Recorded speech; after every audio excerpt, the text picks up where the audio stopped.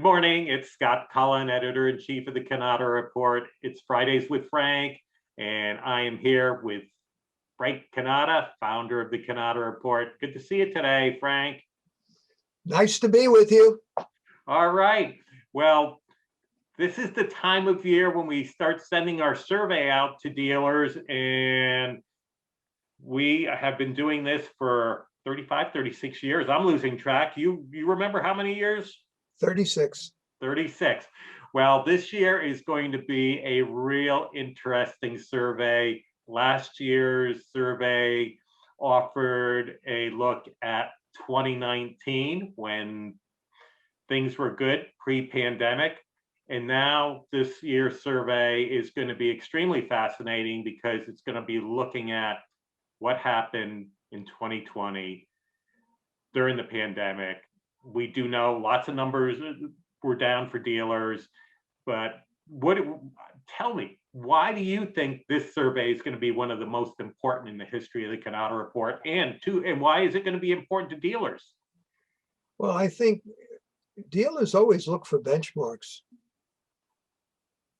I mean, what are the other dealers doing? Are my performances as a dealer at the same level as the group, collective group?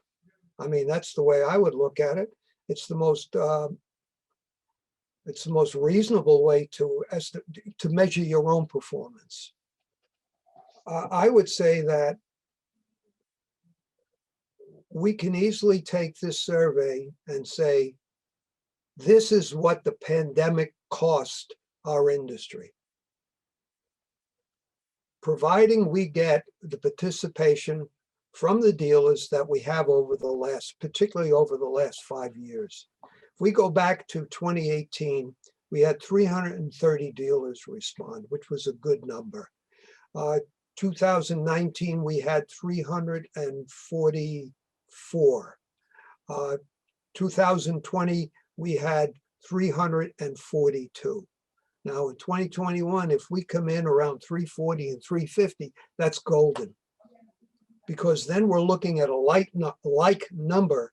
And I think one of the things that we've discerned through the years is that dealers that want to participate for whatever reason, like to participate and participate every year. So we can track what individual dealers are doing and going back 5 years. Now you could say, well, they're never going to tell you the truth about their revenue. But what you can do is you can trend. If they're inflating their revenue by 12%, let's say as an example, that's a common practice. You go back 5 years, you look at the percentages of increase and decrease. That tells you what's real. I think we should be able to tell our audience when we're done and tell the dealers, this is what the mainstream dealer did. Last year, if you recall, the total revenue for the 342 dealers that responded was $5.5 billion.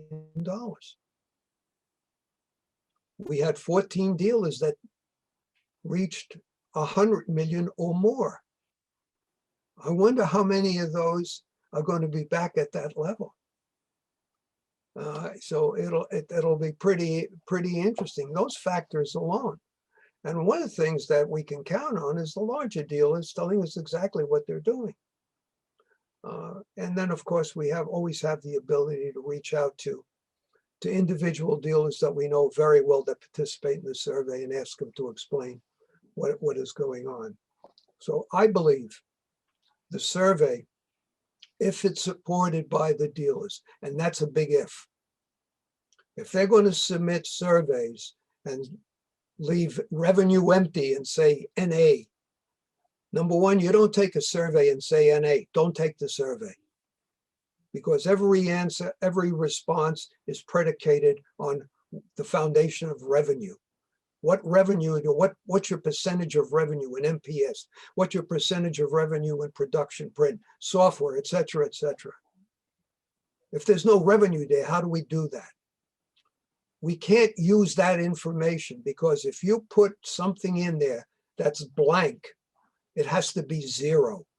So therefore you negatively impact everything else that's in that particular manufacturer's group on the primary level. It's a terrible waste. So I beg of you, we'd love to have you participate. Do not leave revenue blank, because it'll have to, your response will have to be discarded, because we can't do that. So that's most important. But it'll be worth it for you to be involved. Not only that, I still can't understand why dealers will do that. All the information is gathered in a collective manner. We don't write about what individual dealers are doing. We may say that could easily reference the percentage of increase amongst the larger dealers. Scott, you do a great job with that $10 million group. Has tremendous information in there, but that's almost 30% of the respondents are over 10 million, if I remember correctly. So that alone, to me, is a big number. So all these things we can look at, a degree of optimism. Hey, we just went through a pandemic. Am I more optimistic or less optimistic about the future? What are my concerns? Well, we saw the changes in concerns last year. The biggest concern always was manufacturer branches. Last year, that wasn't the case.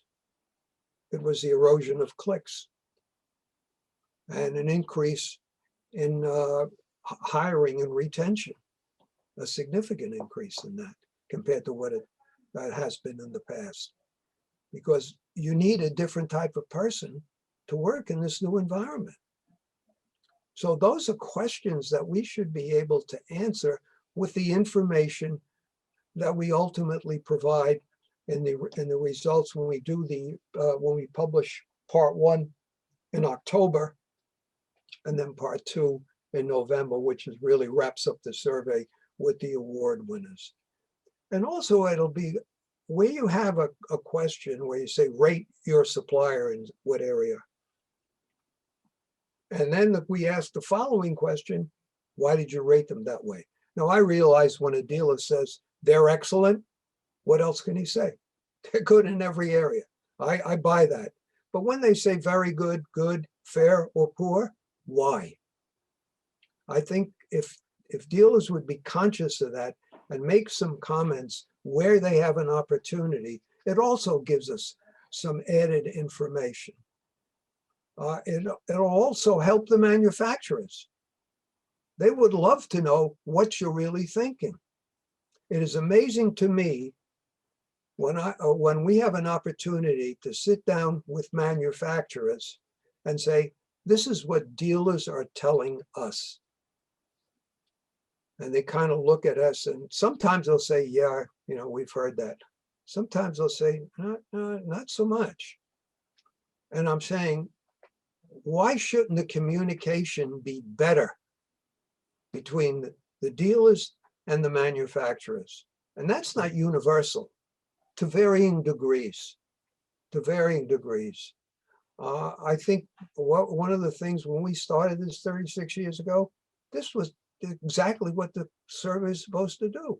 Tell the manufacturers how well these guys are really doing, how well they can see from their own financial statements how well the 500, whatever the number of dealers that they had were doing, but they certainly didn't know the rest. They certainly didn't know the difference between the levels of dedication of one manufacturer versus another. Why does Sharp lead the parade in dedicated dealers? That's a very good question. And I think everybody could learn from what they've done if they bothered to examine it. That is clear in our report, in the level of dedication by individual manufacturers. That, of course, is going upside down now, because in the last few years, dealers representing Canon, Ricoh, and Konica Minolta have increased their expansion through acquisition. So when they acquire, typically there's a line that in what the dealer is selling that they bought, that they don't they don't represent. And typically, if there's any kind of myth in that area, they know it's a good idea to keep selling that customer that's been buying product X for a number of years and not try to switch them. Those are issues. I think one of the things that we hope to learn this year is more about the leasing area. If we can get some participation as to why they rate certain leasing companies the way they do. I know we're getting a lot of questions about the policies of leasing companies on trading up and trading out. I think that's a fairly commonly used terms. In other words, a competitive dealer goes into another dealer's MIF and converts or gets them to renew to his brand. That's called trading out. Well, there's some roadblocks to it that are in the lease agreement. Leasing companies are saying, this is what dealers ask us for. Because the dealers keep saying, why do you do that? Why don't you just allow us to trade out? Well, the leasing company has to listen to their own dealers, their own dealer customers. They have to protect them. It's not an easy answer, but somewhere along the line, we can find a definition or an opinion that says, or share with our audience an opinion of how this can become resolved. And that's what we can do. But the foundation of everything that we think about, everything that we know, comes from the survey. So in the strongest possible way, I'm asking, please respond. I mean, and don't worry about your information becoming public. That'll never happen. I give you my word. And I think after 43 years in the business, I deserve to be believed. I've shown otherwise. I haven't shown otherwise. So I think take the survey. If you have any questions when you're doing the survey or something you would like to ask about the survey, please call Scott, CJ, or myself. And we'll be happy to answer any question that you may have. But most important, take the survey. And I think you will enjoy the reading more. That's my 3-0 mark.